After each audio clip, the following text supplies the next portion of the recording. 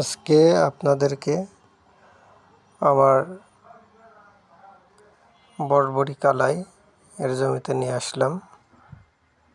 দেখেন আমাদের বরবটি কালাই কেমন হয়েছে। দুঃখের বিষয়, গাছগুলা নষ্ট হয়ে গেছে একটি মাত্র ভুল ওষুধ দেওয়ার কারণে। দেখেন খুব কষ্ট পাচ্ছি যদিও বা, তবে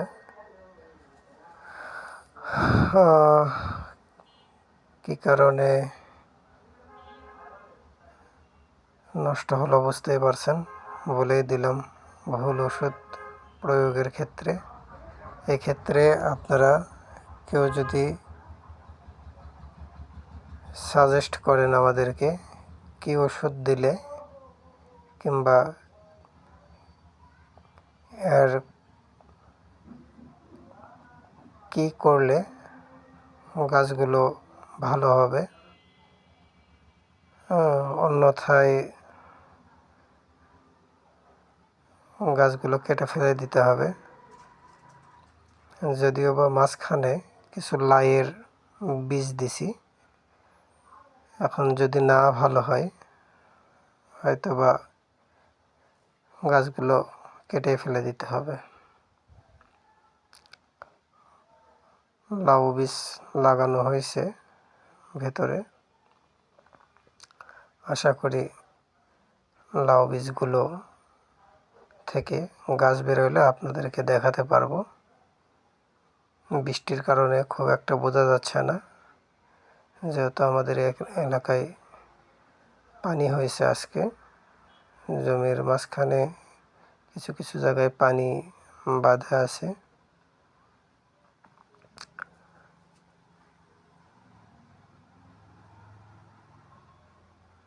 এই জন্য খড়াগুলো বোঝা যাচ্ছে না, কোথায় কোথায় বীজ দেওয়া হয়েছে বোঝা যাচ্ছে না, বা আপনাদেরকেও দেখানোও যাচ্ছে না।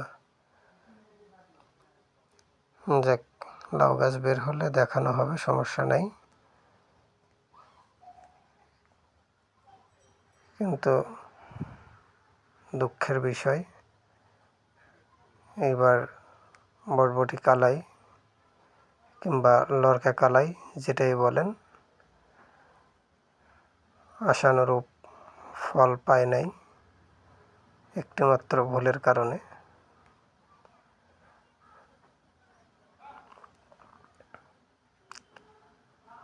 এখানে পুরোপুরি ধরা খেলাম।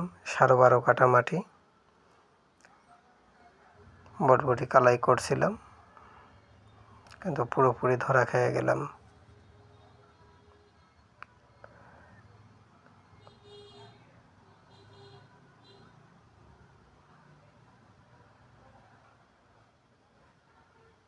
আপনারা দেখতেই পাচ্ছেন গাছগুলোর কি করুণ দশা, পাতাগুলো একেবারে কুঁকড়িয়ে গেছে। এর মাঝে যে কালাইগুলো আছে, লরকা কালাই কিংবা বটবটি কালাই যেটাই বলেন, এগুলো আবার একটা কারণ আপনাদেরকে বলতে পারি। সেটা হলো, যদিও বা আমার গাছ নষ্ট হয়েছে, কিন্তু কিছু কিছু কালাই আছে যেগুলো আপনার ওপরে যে এরকম হয়ে থাকে, এগুলা আপনারা যখন নিচ দিকে দিবেন কালাইগুলো অতি লম্বা হয়ে যাবে। গাছগুলো ভালো থাকলে প্রচুর পরিমাণ কালাই এবার পাইতাম। আল্লাহ যা করে মঙ্গলের জন্যই করে, হয়তো বা আরও কোনো বড় বিপদ ছিল যা এর উপর দিয়ে হয়তো বা চলে গেছে। তবে গাছ যদি ভালো থাকতো আমার মনে হয় অধিক ফলন পেতাম। যেটাই হোক, যা হবার তা তো হয়েই গেছে। তবে যেটুকু ফলন পাইছি কিংবা যা পাচ্ছি, এতে আলহামদুলিল্লাহ।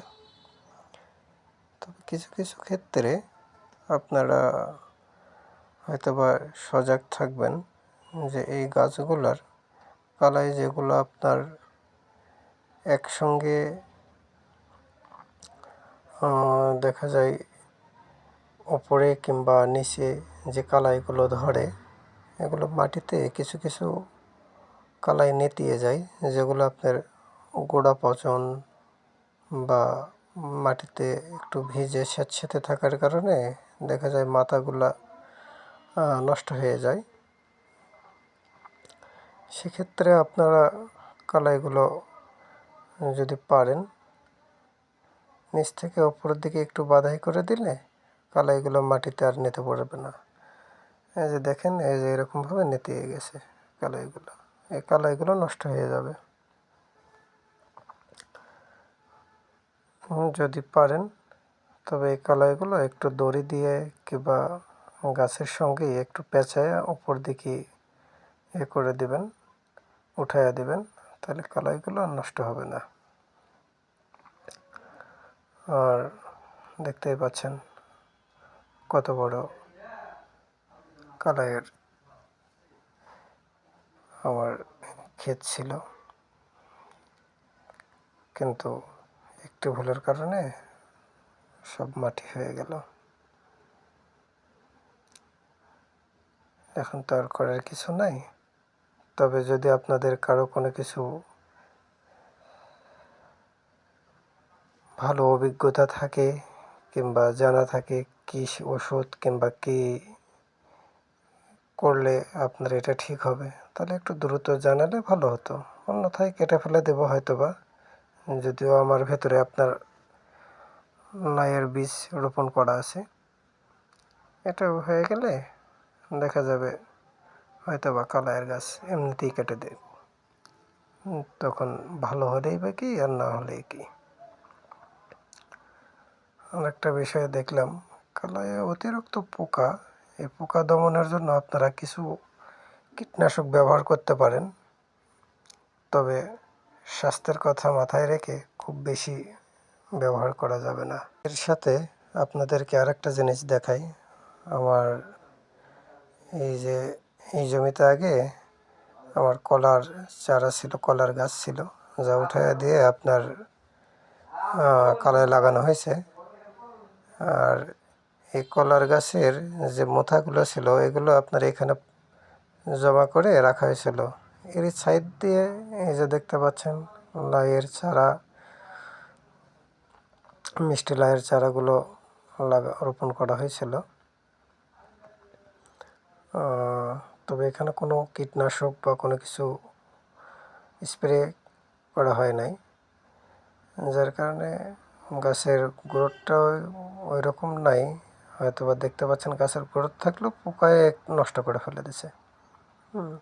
তবে এটা খাবার জন্য, বাড়িতে খাবার জন্য, যার কারণে কোনো কীটনাশক ব্যবহার করা হয় নাই।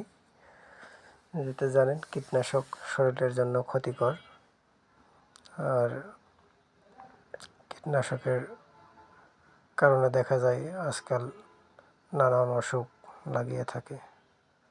তবে আরেকটা জিনিস দেখেন, এই যে অনেক ছোট ছোট ফুল বা কুড়ি যেটাই বলেন আসছে, এগুলো আপনার যদি থেকে যায় তাহলে দেখা যাবে অনেক লাউ, মিষ্টি লাউ এখান থেকে পাওয়া যাবে।